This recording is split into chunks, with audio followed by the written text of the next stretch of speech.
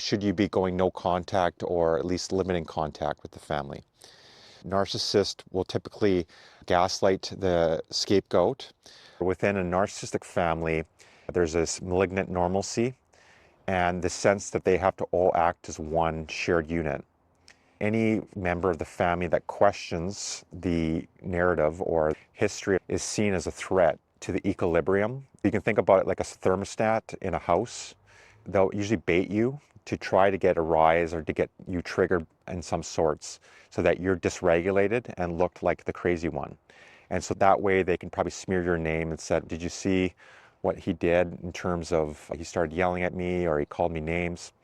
But again, I just want to go back to the notion of how the sibling and the disagreement you might have with sibling and how they gaslight you, particularly because you had these shared memories together, is incredibly difficult because it makes you question yourself and have a lot of self-doubt typically because you were there during these experiences with your family and you knew what happened, and yet it appears and it's likely that the sibling is trying to erase your past.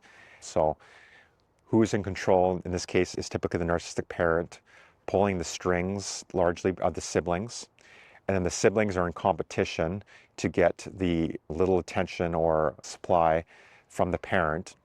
And so not only do you not have support from your narcissistic parent, they'll gaslight you and say, this isn't actually occurring between you and your brother or sister. Then your brother and sister will also gaslight you and said, you're crazy or you're being difficult and why don't you just get along and not be so challenging to the status quo.